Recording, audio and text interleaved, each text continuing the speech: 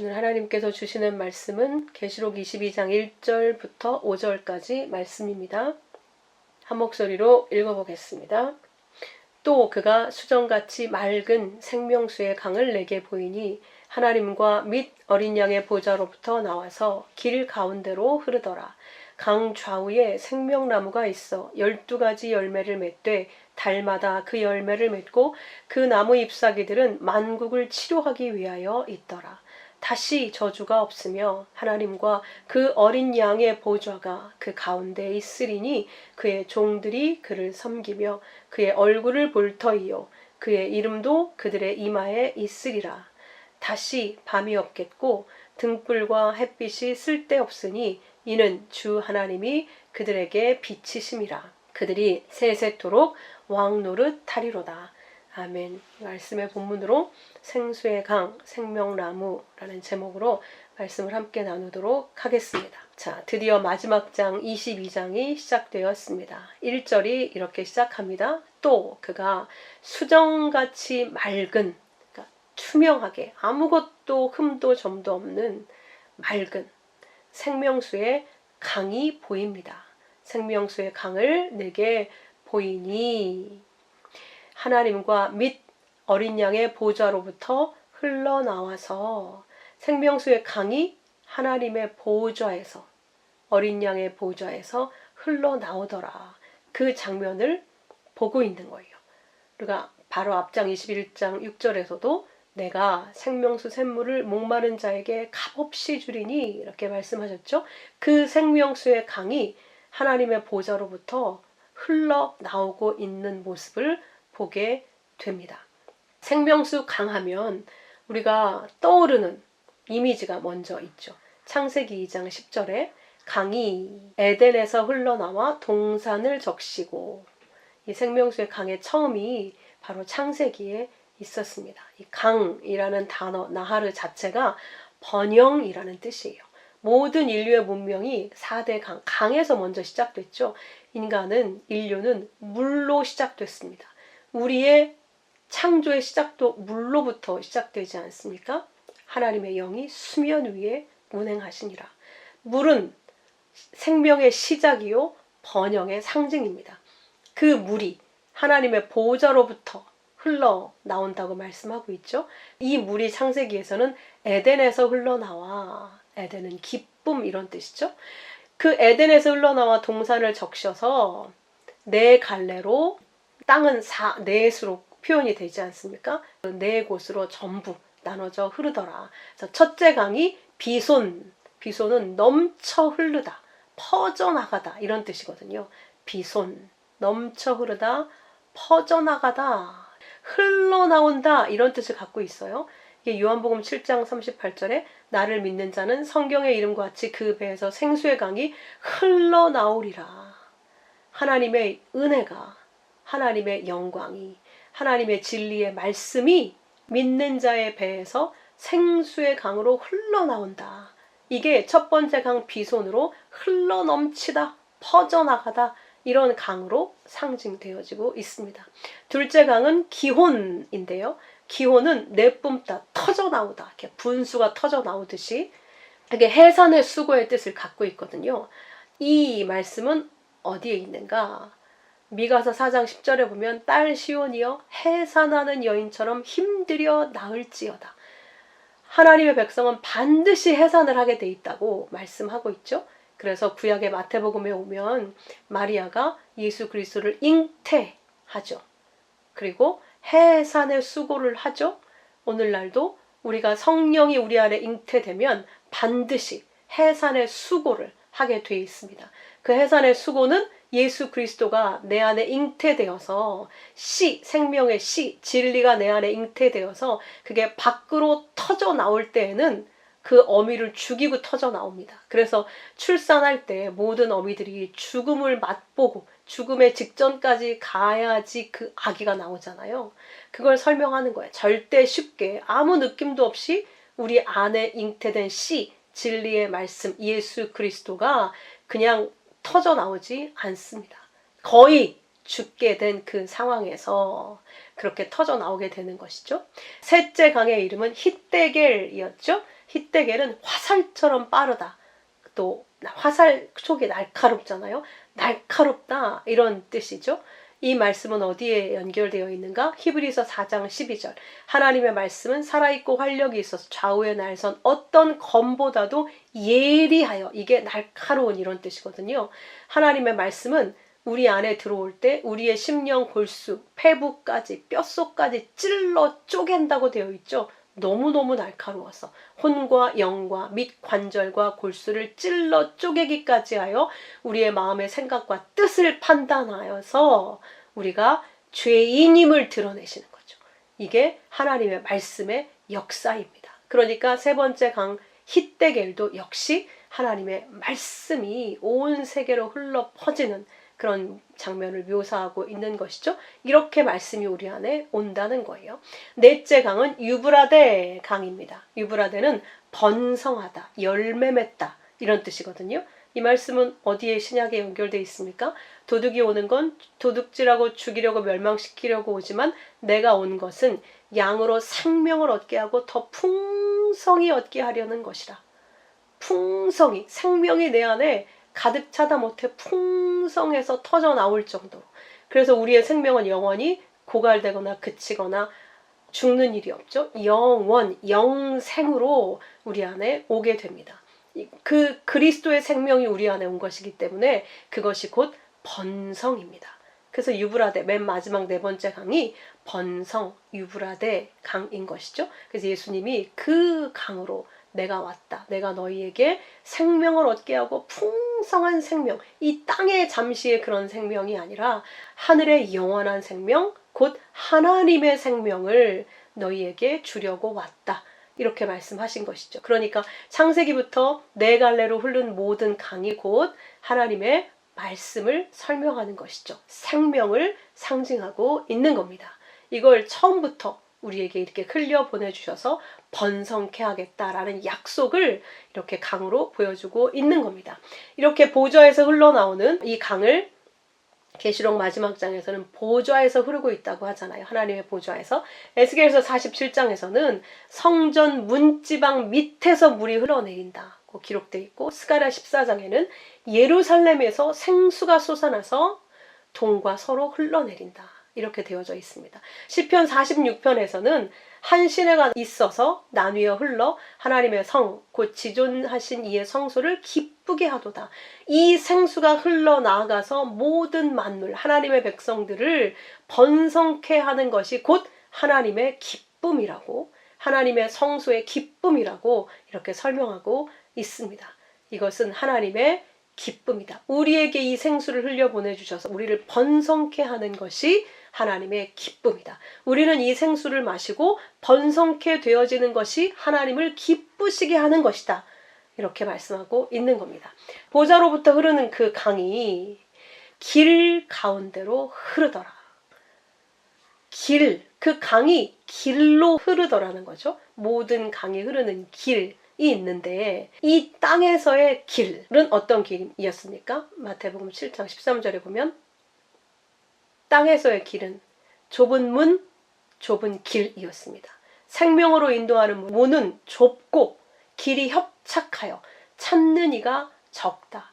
그런데 너희는 이 좁은 길에 있는 좁은 문으로 들어가라 라고 말씀하고 있죠. 근데 왜 좁은가? 장애물이 놓여져 있어서 좁아요. 원래 그 길 자체가 좁아서가 아니라 오늘 이 22장 2절에 쓰인 이 길은 플라테이아라고 해서 넓은 광장을 얘기해요. 그러니까 이 좁은 길과 다른 길이죠. 우리가 이 땅에서 겪었던 길은 좁은 길이에요. 하나님의 길이 원래 좁아서가 아니라 내가 갖고 있는 내 생각, 율법에 매여져 있는 인간의 그 죄성 때문에 그게 장애물로 꽉 들어차 있어서 들어갈래야 들어갈 수가 없어요. 그 넓은 문이 원래는 너무너무 넓은 길인데 그 길이 장애물로 꽉 막혀 있어서 우리의 생각과 불신과 율법으로 꽉 막혀서 그래서 들어가기가 너무너무 어렵다는 거예요. 그 길이 너무 좁아서 들어가는 자가 많지 않다고 되어져 있죠. 그래서 누가복음 13장에도 구원을 얻는 자에 대해서 어떤 사람이 예수님께 묻습니다. 그때 똑같이 말씀하세요. 좁은 문으로 들어가기를 힘써라. 그냥 들어가지지 않는다는 거죠. 어떻게 해서 들어갈 수 있는 거예요? 그 좁은 문에 막혀져 있는 장애물이 다 치워져야 되는데 그게 바로 내 자신의 생각과 내 자신의 율법, 내 자신의 의 이런 것들이잖아요. 그런 것들과 싸워서 그런 것들이 떨쳐져 나가야 되는 거죠. 그게 거반 죽게 되는 거라는 거예요. 내 생각과 내 의지와 내 모든 꿈과 내 바람과 나를 위한 나의 사랑, 나의 우상 숭배 이런 것들이 우상들이 장애물로 그 안에 가득 차 있는데 그것들을 다 버리는 게 싸우는 게 아니겠습니까? 그래서 내가 너희에게 이르노니 들어가기를 구하여도 못하는 자가 많으리라. 들어가기를 그렇게 열심히 구하는데 못 들어가는 자가 많대요. 이건 왜 그렇습니까? 믿음이 아닌 다른 방법으로 들어가려고 하기 때문에 내가 가진 의로 들어가려고 하고 내가 나를 하나님께서 보시기에 올바른 사람으로 만들어서 들어가려고 하고 율법을 지켜서 들어가려고 하고 성공해서 들어가려고 하고 여타 다른 것들로 들어가기를 구하는 자들은 아무리 애를 써도 그 좁은 문으로 들어갈 수가 없다는 거예요. 오직 예수 그리스도를 의지하는 그 믿음 외에는 절대 그 좁은 문으로 들어갈 수 없다. 예수를 믿으려면 나를 안 믿게 돼야 되는데 그게 바로 내 죽음이란 말입니다. 그래서 디모데전서 6장 12절에도 믿음의 선한 싸움을 싸우라 영생을 취하라. 거저 얻을 수가 없는 거예요. 우리는 내가 죽기까지 싸우는 겁니다. 내가 피 흘리기까지 믿음의 선한 싸움. 믿음으로 사느냐 내 생각으로 사느냐 율법으로 사느냐 은혜를 의지해서 사느냐 날마다 우리 안에서 일어나는 전쟁이에요. 이 세상이 말해주는 그 성공을 위해 사느냐 하나님이 나를 죽여가시는 거기에 순종해서 나를 비워 하나님께 드려 하나님의 것으로 사느냐 우리는 날마다 이 싸움을 전쟁을 치르고 있는 겁니다. 이 일을 위해서 우리를 부르심 받았다고 하죠. 우리가 고린도전서 9장에서는 이기기를 다투는 자마다 모든 일에 절제한다 이렇게 말씀하고 있어요. 절제라는 이 단어가 히브리어로 샤마르거든요. 이게 쉐마와 연결된 단어예요. 쉐마 이스라엘. 이스라엘아 들으라. 오직 주 여호와 하나님은 너의 하나님이시니 마음과 뜻과 힘을 다해 사랑하라는 그 말씀이 쉐마 이스라엘로 시작되지 않습니까? 쉐마는 경청하고 듣는다는 얘기예요. 그러니까 불과 물로 주신 그 말씀을 깨닫는 게 바로 쉐마입니다. 그래서 그 말씀을 들으면 우리에게 심판을 통해서 구원이 이루어지게 되지 않습니까? 그 말씀을 듣고 내 마음에 새겨라 라는 게 쉐마고 그 샤마르 절제한다는 성령의 열매 중에 마지막 열매이기도 하죠. 그 샤마르는 불과 물의 말씀이 내 주인이 되다. 내 머리가 되다. 그 말씀이 나를 지키다. 그 말씀에 내 모든 주의를 기울이다. 이런 뜻이에요. 그러니까 결국 쉐마는 듣고 마음에 새기는 것이고 샤마르 절제는 그 말씀에 의거해서 내가 복종하는 거죠. 순종하는 거예요. 오직 말씀이 내 주인이 되는 겁니다. 더 이상 내가 주인이 될 수 없어요. 그러니 당연히 내 삶엔 절제가 일어날 수밖에 없죠. 내 마음대로 살 수가 없으니까 말씀의 복종, 하나님이 기뻐하시는 게 무엇인지 알았으니까 나는 그 말씀에 기준하여 살게 된단 말입니다. 내 원하는 대로 사는 게 아니라 내가 즐겨하는 대로 사는 게 아니라 내가 바라는 걸 이루는 삶을 사는 게 아니라 하나님이 기뻐하시고 내게 주신 그 약속의 말씀에 의지해서 모든 것의 절제, 그 말씀을 듣고 그 말씀에 주의를 기울이고 복종하는 것 자체가 절제라는 거예요. 다른 게 절제가 아니라 우리는 항상 그 말씀에 온 마음을 주의를 기울이고 사는 것, 그게 바로 우리의 절제라는 거죠. 이기기를 다투는 자마다 그렇게 절제한다는 거예요. 말씀에 주의를 기울이고 항상 말씀에 우리의 마음을 기울이고 산다는 것이죠.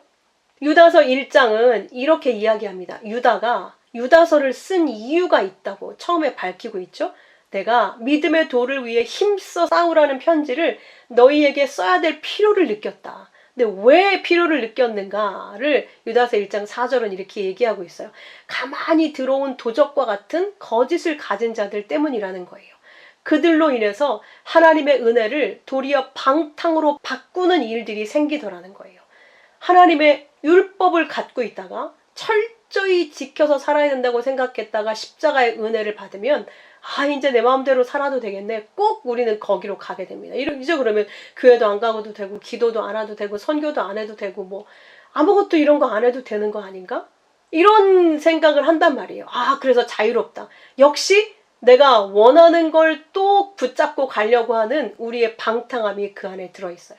근데 우리가 이전에 하나님의 말씀을 듣기 위해서, 예배하기 위해서, 하나님의 말씀을 전하기 위해서 행한 그 모든 일들이 하나님께서 우리에게 주신 은혜로 말미암아 이루어진 일이라면 그 일들이 왜 버려야 되는 일들이겠습니까? 그 은혜 때문에 나온 건데, 그 은혜 때문에 나와서 예배하고 선교하고 전도하고 헌금하고 또 누군가를 돕고 이런 일들을 한 거잖아요. 그게 우리가 어거지로 한 게 아니라 하나님의 은혜에 감사해서 하게 된 일인데, 그걸 이제 그럼 아무것도 안 하면 그냥 믿기만 하면 돼? 믿는다는 건 도대체 뭐겠어요, 그러면? 믿으면 반드시 그 증거가 나타난다고 했는데, 믿는다는 건 그 말씀을 믿는다는 거니까 말씀이 그대로 우리 삶에 나타나게 되는 거잖아요. 그러니까 우리가 행하는 모든 예배와 선교와 하는 모든 우리의 삶의 모습이 하나님의 말씀의 약속으로 와 있으니까 그 일들이 우리 안에 이루어지고 일어나는 건 당연한 것이지 않겠습니까? 다만 율법에 있을 때에는 그거 안 하면 벌 받을까 봐 두려워서 했지만 이제는 기쁨으로 즐거움으로 한단 말이에요. 그래서 이걸 잘하는지 못하는지에 따라서 우리의 믿음이 있고 없고 하나님을 기쁘시게 하고 화나게 하고 이런 일이 아니라 우리가 실수를 하든 잘하든 못하든 상관없이 그 기본이 하나님을 사랑하는 데에서 나온 것이기 때문에 하나님의 은혜가 우리를 이끌어 가서 행해내는 일이기 때문에 그 일들이 아름다운 일들이 되어지는 것이죠.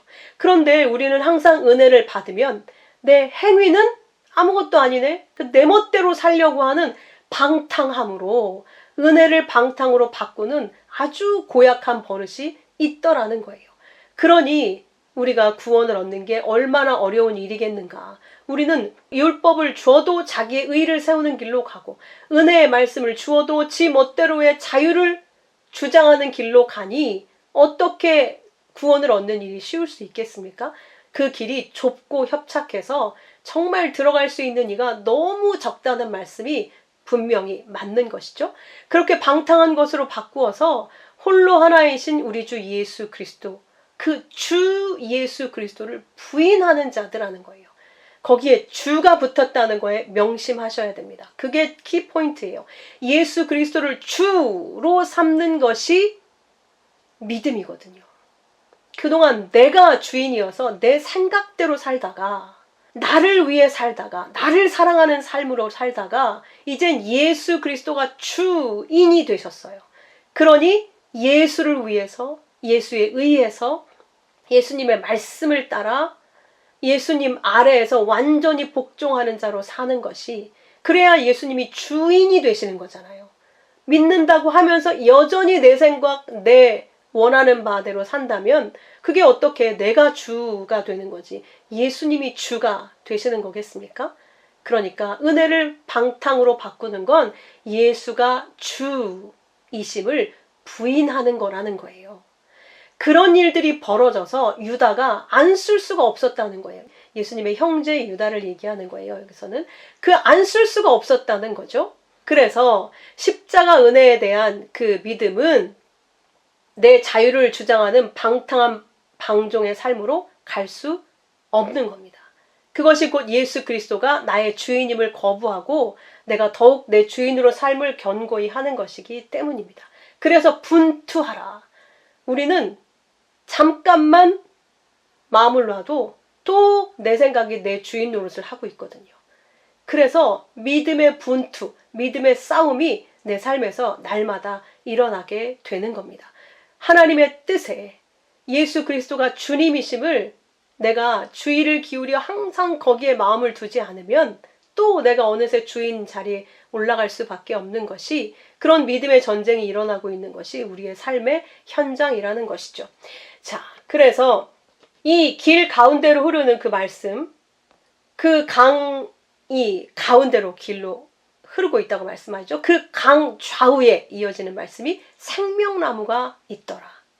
생명나무가 있는데 그 생명나무가 12가지 열매를 맺고 있더라는 거예요.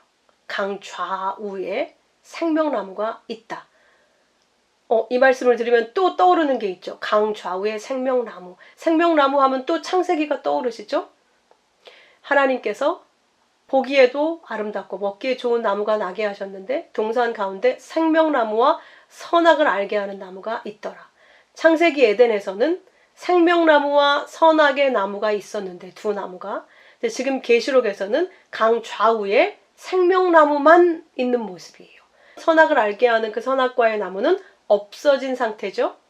생명나무만 남고 거기에 12가지 열매를 맺고 있더라는 거예요. 12 하면 아들의 숫자죠.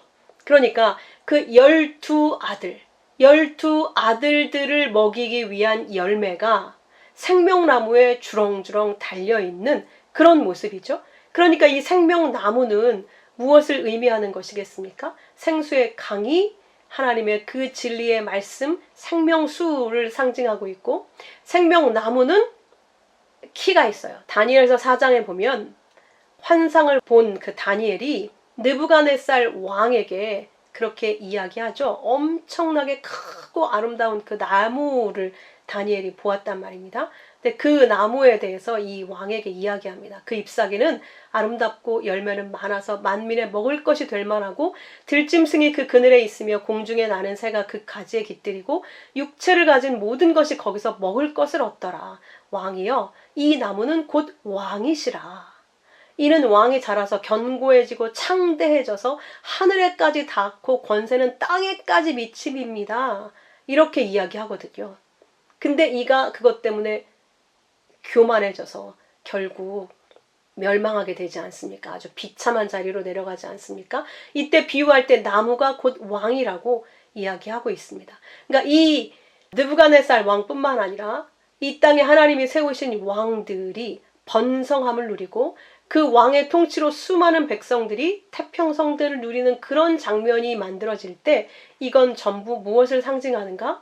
참 왕이신 예수 그리스도로 말미암아 누리게 될 하나님의 백성들의 번성과 행복과 부요를 모형하고 상징하고 있는 거예요. 근데 이 땅에도 어떤 사람도 완전한 왕은 없었죠, 지금까지. 그러나 그런 모습, 일시적인 그런 모습이 진짜 왕이 되었을 때 그 백성의 행복을 가르쳐주고 있는 모습인 거죠. 이것도 역시 마찬가지이죠. 그래서 여기서 말씀하시는 생명나무 역시 진짜 왕이신 예수 그리스도를 상징적으로 표현하고 있는 겁니다. 그 천국은 예수 그리스도께서 우리에게 먹일 12가지 열매를 주렁주렁 갖고 계시는 생명나무로 계신다고 하는 상징적인 표현이죠. 그래서 그 열매가 달마다 끊임없이, 지금 이 땅에서는 열매 맺히는 시간이 따로 정해져 있잖아요. 근데 그 하나님 나라에서는 하나님께서 우리에게 주시는 그 생명의 열매가 그침이 없다는 거죠. 굶주림이 없다는 거죠. 부족함이 없다는 것이죠. 그렇게 열매를 맺고 있다는 것을 이야기하고 있습니다. 그 열매가 사실 창세기에서는 금지된 것이었었죠. 여러분 기억나시죠? 선악과 먹고 하나님을 피하여 숨었던 아담과 하와에게 그들을 쫓아내시면서 하나님이 생명나무 열매에 손대지 못하도록, 그걸 따먹고 영생을 취하지 못하도록 금지시켜 놓은 나무였습니다. 그런데 이제 그 생명나무 열매가 그 백성들을 위해서 주렁주렁 맺혀져 있는 거예요. 우리는 생명나무 열매를 내 수고로 얻으려고 하는 아주 고약한 고질병을 갖고 있었죠. 그런데 이제는 그럴 필요가 없이 그 열매가 하나님께로부터, 그 예수 그리스도께로부터 그 우리를 생명으로 살게 하는 그 모든 귀한 생명의 양식이 끊임없이 공급되어진다고 하는 것이죠. 그러나 이 땅에 있을 동안에는 땅도 함께 우리의 죄와 함께 저주를 받아서 땀이 정말 옷이 젖도록 수고를 해야, 그렇게 수고를 해도 가시와 엉겅퀴 덤불 때문에 그대로 수확하지 못해서 이 땅에는 여전히 빈곤이 온 세계의 많은 곳을 채우고 있습니다. 우리가 수고하지 않으면 우리도 역시 먹을 수가 없게 되어지는 땅, 죄의 땅이 바로 이곳입니다. 그런데 하나님 나라는 그 예수께서 우리에게 날마다 끊임없이 달마다 그치지 않는 그 생명의 열매를 우리에게 먹이신다. 그 진리의 영으로 채우신다. 주님의 말씀의 사랑으로 우리를 부욕해 하신다고 말씀하고 있습니다. 또 그 나무에게 잎사귀가 엄청 많이 자라나 있는데 그 잎사귀들은 만국을 치료하기 위하여 있더라. 잎사귀 역시 창세기부터 시작이죠. 이들이 죄를 짓고 무화과 잎사귀로 부끄러움을 가렸습니다. 그게 정말 하나님 앞에서 야단 맞을 죄였었죠. 그 잎사귀, 그 무화과 잎사귀 대신 이제 이 계시록에서 완성된 하나님 나라에서의 생명나무 잎사귀들로 무화과 잎사귀의 수치를 다 벗겨내고 생명나무 잎사귀들로 우리를 덮어서 치유, 그 부끄러움으로부터 완전히 치유하고 치료해서 이젠 더 이상 하나님을 피하여 숨지 않아도 되는, 부끄러움이 없는, 죄로 더럽혀져서 병들고 죽고 하는 그 일들로 가득 찼던 이 땅과는 달리 더 이상 그런 것들이 없는, 그래서 생명나무 잎사귀들로 우리를 덮으셨을 때 그것이 우리를 치료하기 위해서 있더라 라고 설명하는 것이죠. 하나님의 말씀은 우리를 언제나 번성하고 행복하고 기쁨이 충만하고 건강하게 그렇게 치료하는 약과 같이 우리에게 생명을 주고 생명을 보존하더라. 다시는 저주가 없는 영원한 생명이 우리를 덮으셨더라. 덮는 나라가 바로 그 하나님의 나라다 라고 말씀하고 있는 겁니다. 그 얘기가 에스겔 47장 12절에도 있어요. 강 좌우 가에는 각종 먹을 과실나무가 자라서 그 잎이 시들지 아니하며, 시들지 않는다고 했죠. 영생의 나라이기 때문에 열매가 끊이지 아니하고 달마다 새 열매를 맺고 그 물이 성소를 통하여 나옴이라. 그 열매는 먹을 만하고 잎사귀는 약 재료가 되리라. 이때 이 약 재료가 테루파라는 히브리어인데요. 이 테루파, 치료, 약이라는 이 뜻이 십자가 언약 안에서 입의 말씀으로 선포되는 하나님의 그 생명이 우리를, 사람을 회복시킨다, 이런 뜻을 가지고 있어요. 히브리 언어 말 자체 안에. 그러니까 그 치료는 우리가 어디 다쳤을 때 이런 치료를 넘어서 하나님의 말씀이 우리 안에서 이제 더 이상 전혀 상처와 질병과 사망이 없는 완전한 건강한, 강건한, 영생의 충만한 행복의 존재로 영원히 반짝반짝 빛나는 하나님의 백성들로 그렇게 회복시키는 그런 물, 그런 잎, 그런 생수가 되더라는 것이죠. 그런 열매가 되더라는 거예요.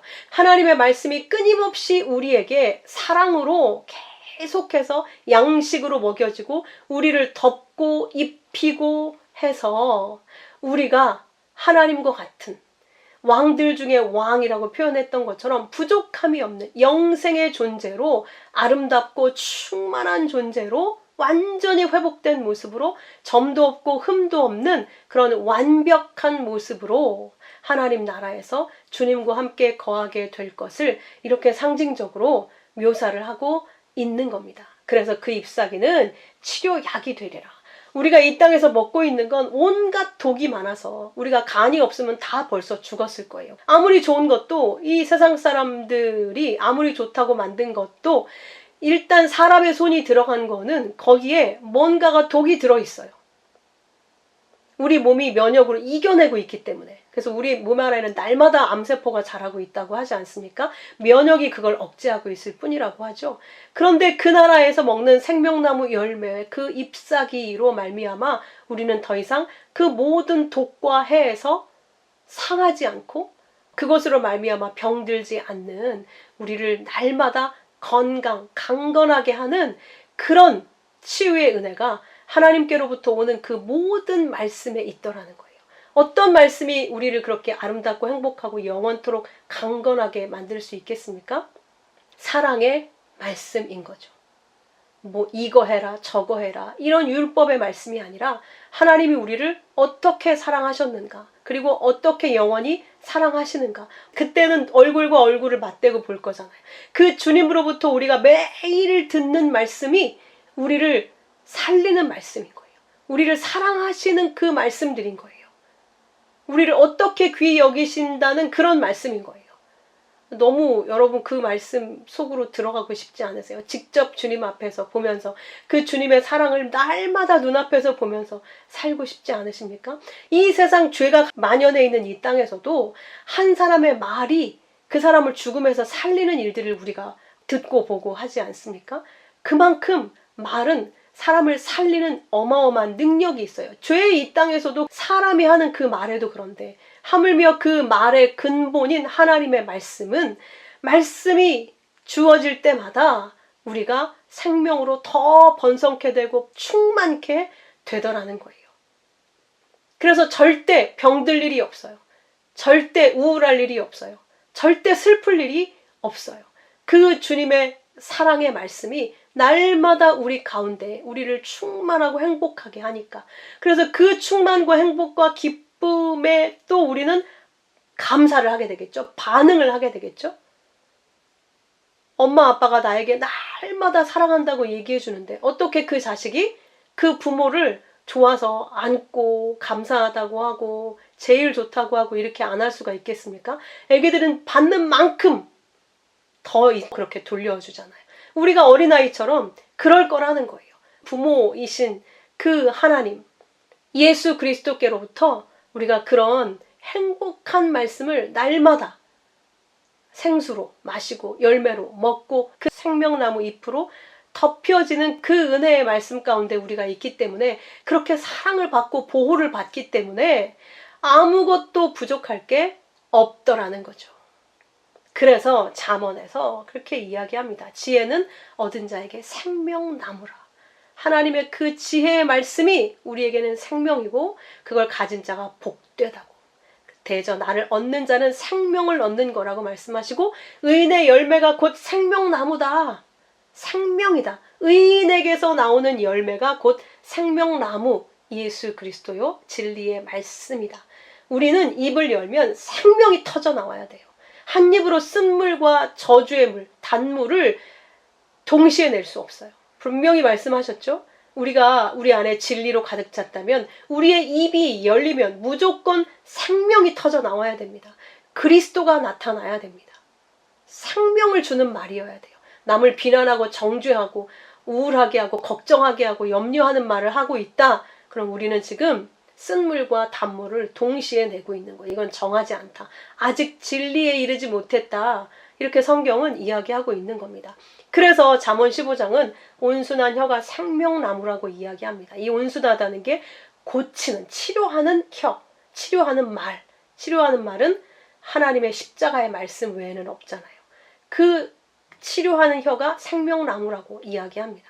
그래서 혀는 칼로 찔러 죽일 수도 있는데 지혜로운 자의 혀는 양약과 같다고 잠언 12장에서 말하고 있는 겁니다.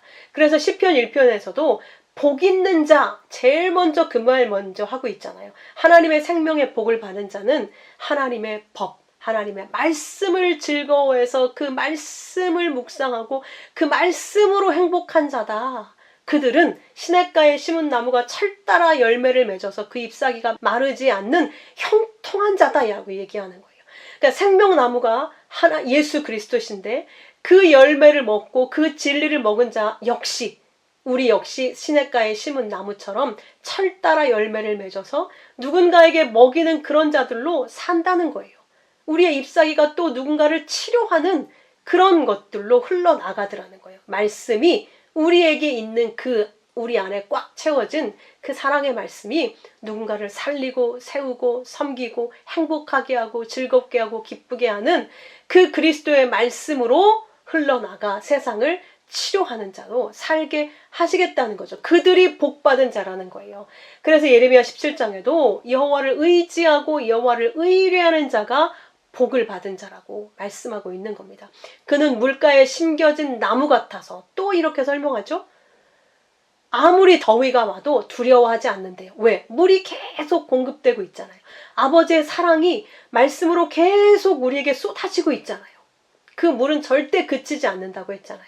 그래서 그 잎이 청청해서 가뭄은 해도 걱정이 없대요. 아무리 가뭄이 와도 하나님의 보좌로부터 흘러나오는 생명나무가 빨아들이는 그 물은 절대 그치지 않으니까. 그래서 걱정이 없고 결실이 그치지 아니함 같다. 여러분은 어떠십니까? 두려움과 걱정이 항상 있습니까? 아니면 그런 것 없이 하나님의 언약의 말씀이 항상 나를 안식하게 하고 안심하게 하고 하나님께 감사하게 하고 있습니까? 그렇다면 우리는 시냇가에 심겨진 열매가 주렁주렁 열려있는 잎사귀가 푸르러서 그 많은 사람들이 그 잎사귀를 먹었을 때 치료를 받는 그런 시냇가에 심겨진 나무로 서 있는 것입니다. 우리를 그렇게 만드시겠다고 약속하신 거예요. 그러니 당연히 우리는 그렇게 서게 되겠죠.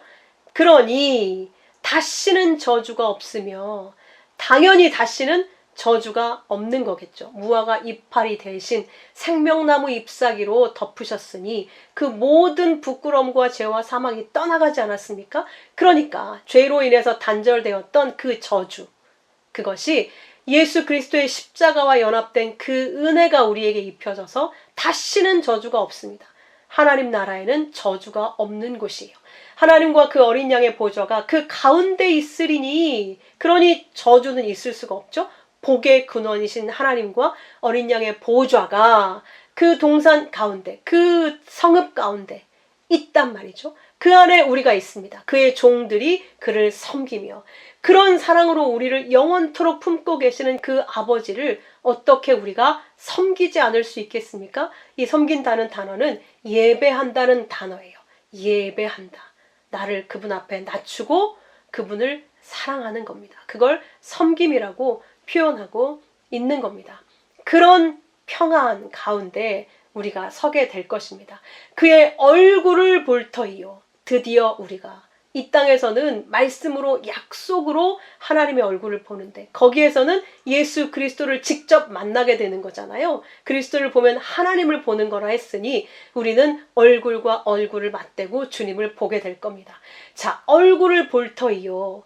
그의 이름도 그들의 이마에, 그 주님의 이름이 우리의 이마에 쓰여져 있더라는 거예요. 그러니까 실제로 글자로 이렇게 새겼다는 그런 표현이겠습니까? 이마는 우리 전체를 대표하는 그런 부분이잖아요. 우리 몸의 일부, 신체의 일부잖아요. 거기에 그리스도의 이름이 기록되어 있다. 나는 그리스도와 같은 하나님 앞에 아들이라는 표현과 함께 이제 우리는 이마라는 그 단어, 그 메차흐라는 히브리어가 말씀으로 의롭게 하여 구별했다는 그런 뜻이거든요. 그러니까 우리는 완전히 하나님의 말씀들로 구별된 자로 거기에 서 있더라는 거예요. 더 쉽게 얘기하면 우리가 이제 예수님의 이름이 우리의 이마에 써 있다는 건 마치 이 땅에서 우리가 태어나면 부모님의 호적에 우리의 이름을 올리죠. 성은 똑같아요. 이름만 달리 호적으로 올려져서 이제 그 부모의 자식이 되는 것처럼 주님의 이름이 우리의 이마에 새겨졌다는 건 하나님과 어린 양의 이름을 가진 하나님 소속의 아들들이 되어졌다라는 걸 설명하고 있는 것이죠.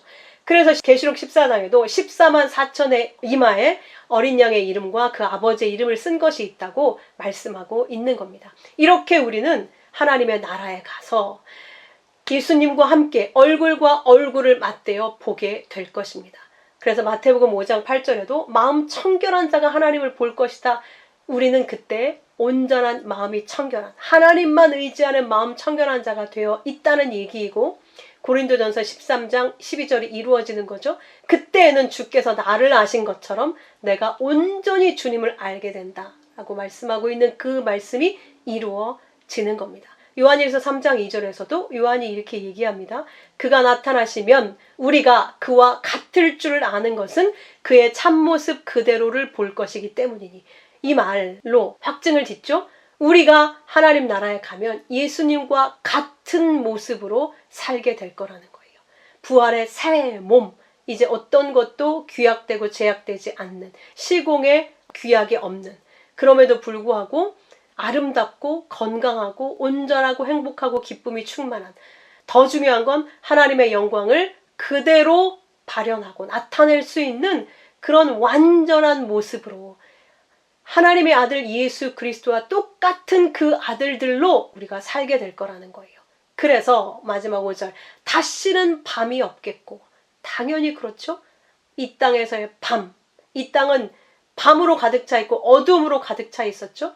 예수님이 잠깐 밤을 겪으셨었죠. 주님이 잠깐 3일 동안 우리의 죄 때문에 하나님과 떨어져 있는 그 시간, 하나님과의 분리가 어두움이고 밤이고 죽음입니다. 그러니 하나님과 이제 영원히 연합되어 살게 되었기 때문에 다시는 밤이 없는 것이죠.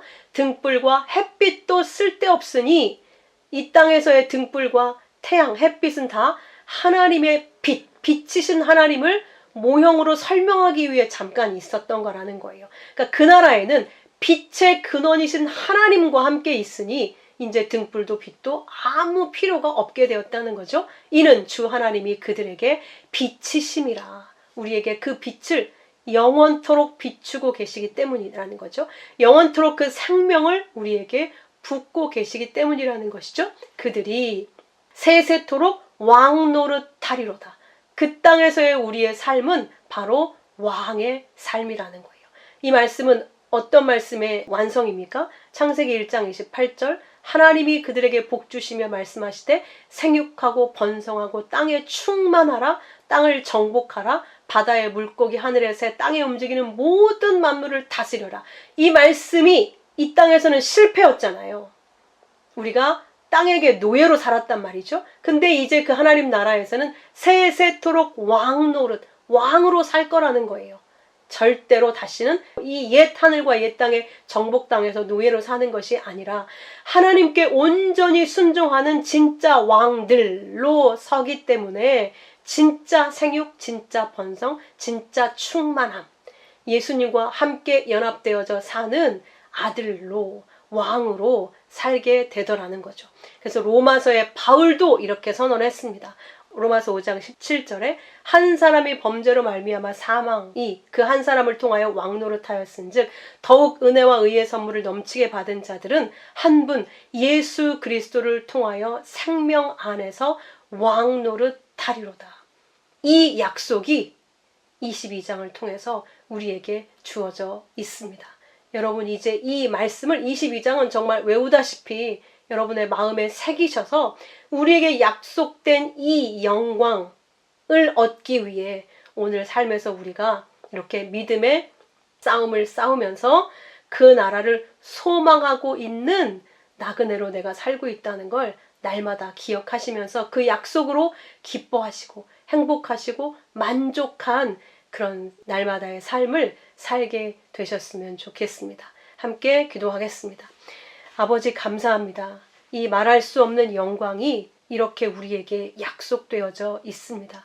지금 이 땅에서는 부분적으로 보이고 희미하게 보이고 말씀을 마음에 믿는 것으로 보고 있지만 때가 되어 하나님의 나라에 가면 이 모든 것이 현실로 나타나서 정말 우리가 상상할 수 없었던 영광과 그 완전함과 무엇보다 나를 온전히 사랑하셔서 주님 자신을 저에게 다 내주신 그 사랑의 주님을 눈앞에 보게 될 것이고 주님의 음성을 직접 듣게 될 것이고 날마다 그 사랑 안에서 그 행복을 누리면서 정말 그 말할 수 없는 부모의 사랑 안에서 행복에 겨워하는 그 아이의 모습으로 우리가 살 것을 소망할 때 이 땅 잠시의 고단한 삶이 어떤 대수가 될 수 있겠습니까? 하나님, 이 말씀을 우리의 신비에 새겨주셔서 이 약속의 말씀이 현실이 되게 하시고 내가 이 땅에서 겪는 이 날마다의 삶들은 꿈과 같은 잠시 우리가 하나님께 가기 위한 준비하는 시간에 불과하고 잠시 꿈꾸는 것 같은 시간에 불과함을 날마다 기억하고 더 말씀 붙잡고 우리 주님만 날마다 내 마음에 그리고 생각하면서 날마다의 삶을 잘 살아낼 수 있도록 인도하여 주시옵소서. 더욱 원하는 것은 아버지의 주신 말씀이 우리 안에 그대로 이루어져서 우리가 생명수 강가에 심겨진 그 나무처럼 우리의 입에서 나오는 모든 하나님의 말씀이 치료하는 말이 되고 살리는 말이 되고 사랑하는 말이 되고 예수 그리스도의 그 은혜를 전하는 그 입술로 이 땅에 있을 동안 잘 사용되어질 수 있도록 은혜를 베풀어 주옵소서. 그렇게 이 땅에서는 저희가 왕 노릇할 수 있게 인도하여 주옵소서. 주의 말씀을 더욱 사랑하게 우리를 붙드시기를 원하고 귀하신 예수 그리스도의 이름으로 기도하옵나이다. 아멘.